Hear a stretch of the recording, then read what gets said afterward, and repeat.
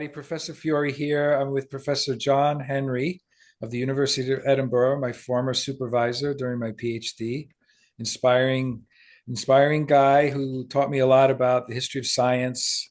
And we're here talking about my series on Francis Bacon, primarily on the advancement of learning. But John is a well-known expert on the broader works of Bacon and how it fits into the history of science. So welcome, Professor Henry.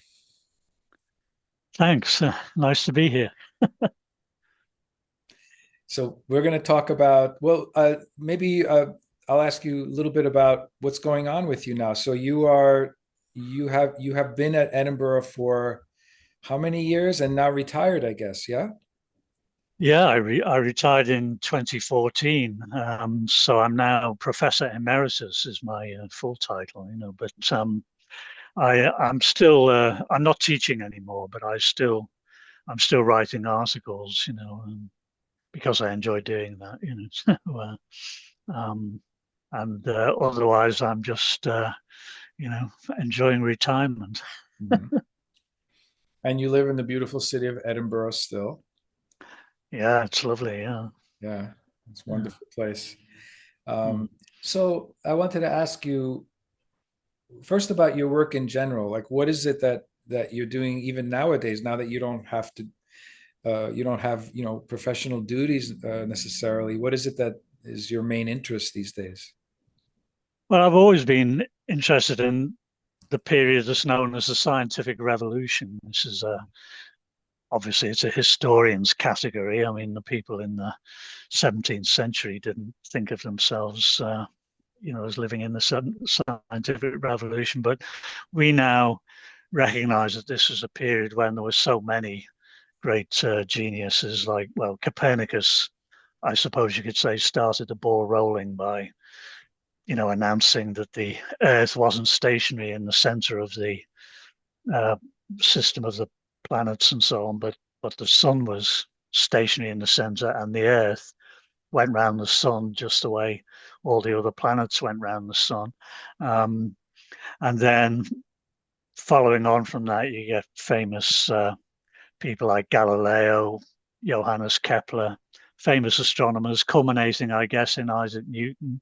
But meanwhile, you've also got somebody like Francis Bacon, who's completely different. He's not an astronomer, but he has this, ambition to completely reform natural philosophy, as it's called then. I mean, they didn't use the word science the way we do now. So he wanted to reform natural philosophy, which was based on the philosophy of the ancient Greeks, and in particular the philosophy of Aristotle. And he recognized that this was, completely, frozen in the past, and we needed to move on from there. And that's his claim to fame, really, Francis Bacon. So I've always been interested in all of the major players in the scientific revolution, and I've sort of published on most of them, over the years, including my little book on Bacon. Um, so that's I'm still pursuing that. I'm still uh, at the moment. I'm just working on a guy called William Harvey, who might not be as well known to people as somebody like Galileo, but William Harvey is famous for discovering the circulation of the blood. That the blood circulates around the body; it goes out from the um, uh, left ventricle of the heart through the arteries and comes back to the heart through the veins. Previously, before Harvey, it was thought that when you ate food, it was digested in the stomach and then it made its way, and it was turned into blood, which was made its way up to the heart, and then it was sent out to all the parts of the body where the blood was simply consumed. So you had to keep eating to keep making more blood, which kept being consumed by the body, and I have to say William Harvey was the first. I'm sorry, but I have Crazy to say idea. that's an almost poetic way of looking at it. I love that. I love that image. Yeah, This constant yeah, feeding yeah, of the heart. It's kind of beautiful. yeah, Yeah. yeah. It is beautiful, but Harvey realized that in fact, every time the heart contracts, it sends out more blood into the arterial system than you could possibly replenish by eating food and it being Yeah. consumed all the time. So he thought there must be something else going on, and he sort of suspected there Mm. was this circulation. And sure enough, he was able to establish that by experimental means. Interestingly, William Harvey was Francis Bacon's doctor. Oh, Harvey was a physician, and he was Francis Bacon's doctor. Yeah. so Francis Bacon died, I think, in 1626, if I remember Yeah, correctly. And when did Harvey publish the book that I th- featured this? I think he published his book on the circulation of blood in 1627, just after I see. um, Do you think he was a influenced year or so after. by Bacon's philosophy of observation and collection of data, the inductive method? No, I'm pretty sure he wasn't. There was no love lost between them, or at least it's not known how Bacon thought about Harvey. But Harvey was very, sort of critical of Bacon. He made this famous comment that uh, Bacon writes natural philosophy like a Lord Chancellor, which is a joke because, of course, Francis Bacon was Lord Chancellor. Mhm. He was a sort of supreme head of the government in King James's Sure. administration, and so Bacon Harvey was making the point that Bacon wrote natural philosopher not like a natural philosopher, but like a politician or a sort of administrator, which in a way is actually true of what Why would you Bacon's say it's true? reforms were all about. Why would you? Well, because one of the things that Bacon, uh, one of the ways that he wanted to reform natural philosophy was to jettison all this knowledge that had supposedly come from Aristotle or from other ancient Greek philosophers, and as it were, start from scratch, gathering new information about the nature of the natural world. So uh, he saw this as being necessary on a huge scale, that you have to look at everything in the natural world, all the plants, all the animals, all the, sort of geological features and so on. You name it, you have to try and make sense of all these things. And he uh, wanted to set up a government department effectively. He tried to get Elizabeth, first of all, Queen Elizabeth I, and she never bankrolled him, but then he tried it on James I. He was a bit more interested, but in the end, he let Bacon down as well and didn't finance his scheme. But Bacon wanted to set up, as it were, a department of the civil service Hmm. whose role was simply to gather what we would call scientific information about the world. Right. So it was going to be a collaborative effort, not just somebody like Bacon doing it on his own, but a But whole that's group of civil servants. but I have to say though, if he's being criticized because he's thinking of things in terms of like you say, new departments in the government, or maybe even a new ministry, just like in the United States, we have the Secretary of Agriculture, for example, Secretary of Mm-hmm. Education. Yeah, yeah. That's not a criticism based on any philosophical difference. That's just a criticism, seems to be at first glance, a criticism based more on what his vision is, an administrative vision. That doesn't seem an objection to his the quality or type of argument that Bacon is making. Well, I think Harvey would have, sort of implicit in Harvey's comment that he writes philosophy like a Lord Chancellor. Implicit in that was that he doesn't do what natural philosophers are supposed to do, which is to, I don't know, solve a particular problem. Like, Harvey is solving the problem of, how does our blood operate in the body? Does it really come from the food that we eat and then get consumed and so on? And he examines that by doing experiments, and establishes the circulation of the blood. Yeah. That's what natural philosophers should be doing. Galileo is sort of, famously rolling balls down inclined planes to try and work out how gravity works and things like this. That's what natural philosophers do, according to Harvey. But Bacon doesn't work that way. He sort of talks about doing natural philosophy, but he doesn't actually do any natural philosophy. So I think that was the point that Harvey's trying to make. But what did that But mean? I mean, you're right, though. It shows that Harvey simply didn't understand how important, Bacon's ambition was.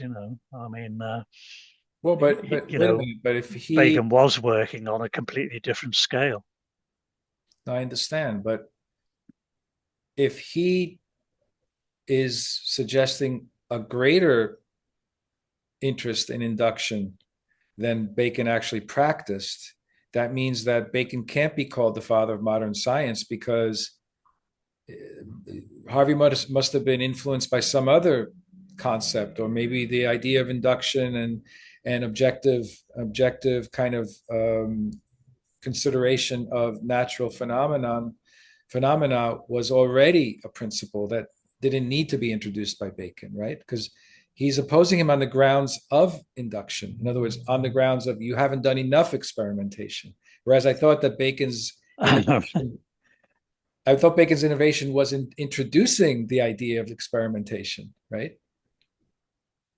Well, I mean, that's. I mean, you. I mean, when you use a label like the father of modern science, Right. you have to bear in mind that this is something that historians, decide to label Bacon that way. But there are other contenders. I mean, you might say Galileo could be called the father of modern science, because Galileo is doing experiments, and he doesn't know about Bacon. He's working in Italy, but he's a mathematician, and mathematicians want to measure things. And so Galileo's experiments are, he rolls a ball down an inclined plane so he can measure the speed that it goes. Whereas if he drops it, there's a story that he used to drop weights off the Leaning Tower of Pisa, but in fact he didn't do that, Galileo.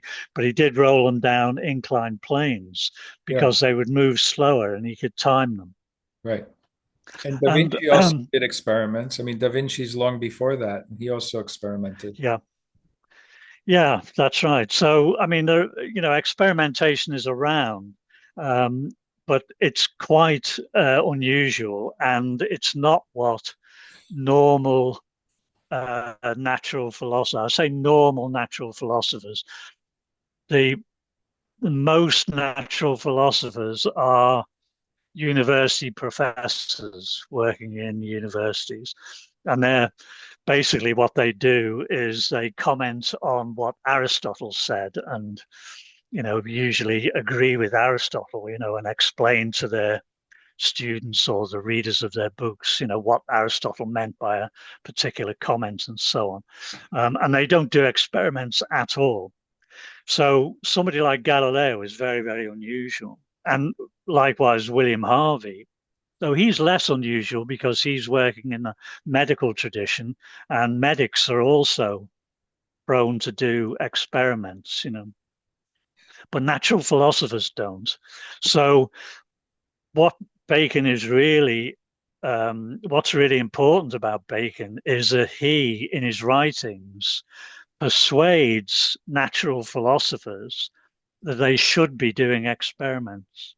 So, in other words, he's the one who You know, like Galileo just does the experiments because he wants to solve the particular problem he's doing, Mhm. but he doesn't promote the method of using experiments. He just does them himself. Whereas Bacon takes it upon himself to explain to his readers, look, this is the way you should be doing things. You should be doing experiments.